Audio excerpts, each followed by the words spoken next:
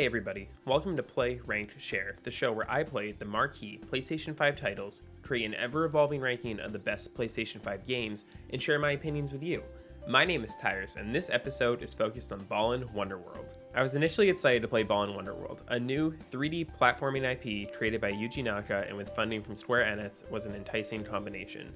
3D platformers are one of my favorite genres, so I surely thought this game was going to be a recipe for success. However, my hopes were greatly diminished when the demo was released in January, revealing that Balan Wonderworld was a bare-bones platformer that contained only half-baked ideas. The main driver compelling me to buy this game was that the demo was so incredibly bad that I just had to see how the final product ended up, and if it was going to be one of those so bad it's good kind of games. If you're in that position right now and are considering buying Balan Wonderworld, let me reach out right now and tell you don't buy this game. The game is currently $60 and I assure you it's nowhere near worth it. I'm not even sure I would recommend this game at $20. While the demo seemed hilariously bad, the final product is a sluggish 10-hour campaign that does not feel enjoyable. The funny charm of this hollow game quickly fades and it becomes a monotonous platformer where you're introduced to pointless ability after ability after ability that does not add any sustenance to the overall gameplay experience.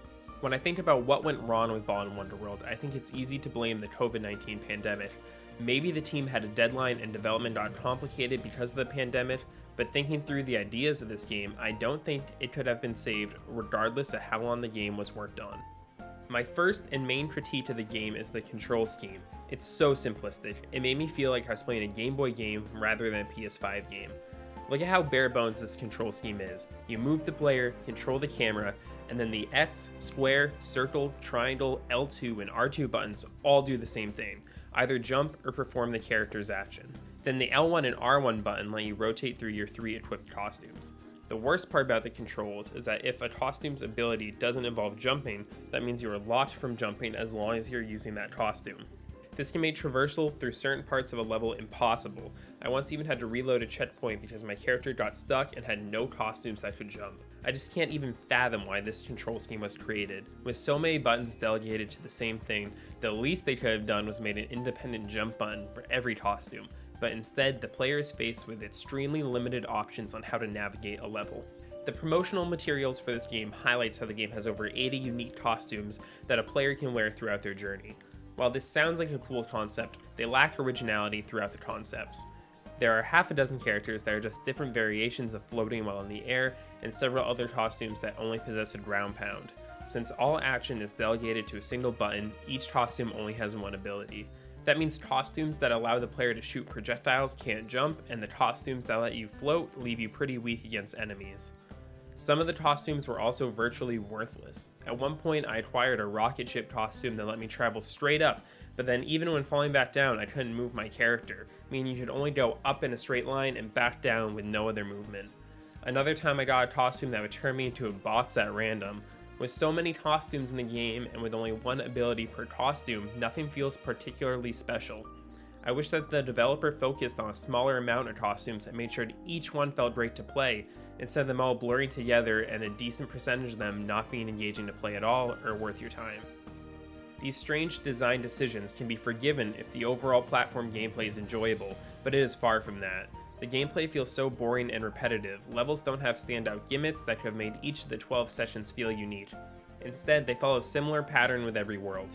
Each world has 2 levels before leading to a boss battle, and you unlock 5 or 6 costumes along the way. The enemies you encounter will be one of the half dozen different enemy designs you face over and over again, and each can be defeated if you jump on their heads once. There's no charm in these different levels. One perplexing design choice was that the avatar of the collectible costumes cheer you on throughout the worlds, but they disappear as you get close to them, sort of like reverse draw distance.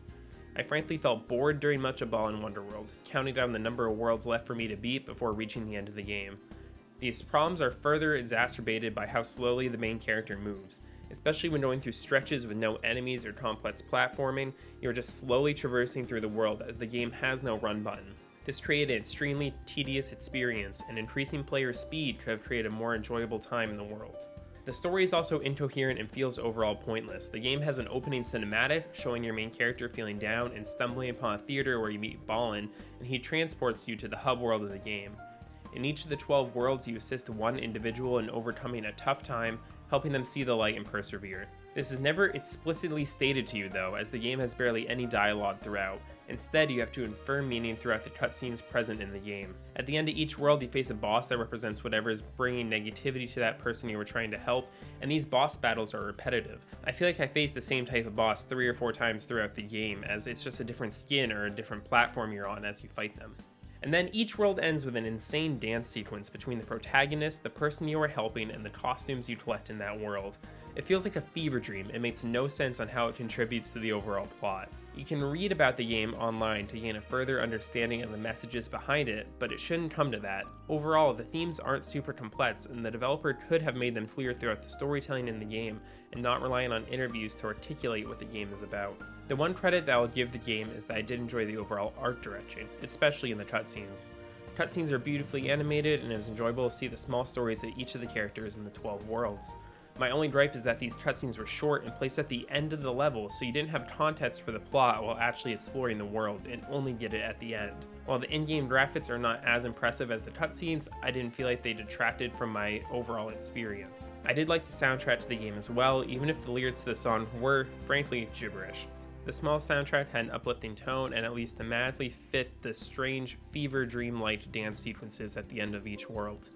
My final critique of Balan Wonderworld is that it possesses a pathetic attempt at a co-op mode. When playing co-op, both players share the same camera, except it stays tethered to player 1.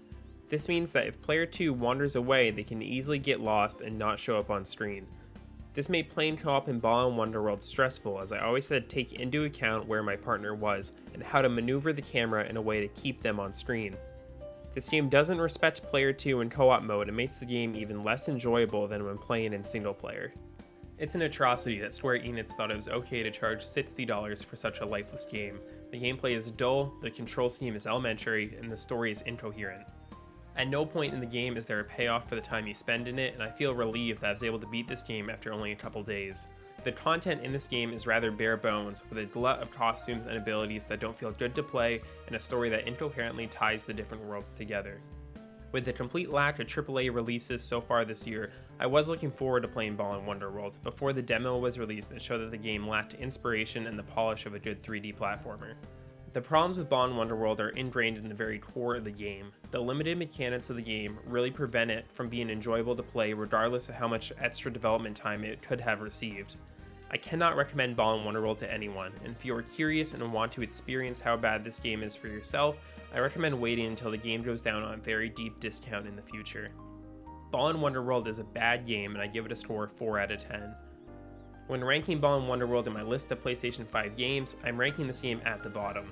The only other competition for last place would be Werewolf the Apocalypse Earthblood, and at least that game had a somewhat coherent story and a good skill tree that let you customize your character based on your playstyle. Balan Wonderworld lacks depth within the game on any level, on top of it feeling clunky to play. Thank you for watching this episode of Play, Rank, Share. Make sure to subscribe and ring the bell to be notified when future episodes are released. I have beaten Assassin's Creed Valhalla, finally, and hope to have the review released in the coming days. Otherwise, stay tuned for future reviews for It Takes Two and Outriders. If you want to see gameplay Balan Wonderworld, we did a co-op gameplay showcase on the co-op couch and played the ending on our show, The Game Receipt. What are your thoughts on Balan Wonderworld? Let me know in the comments below, and until next time, don't stop sharing.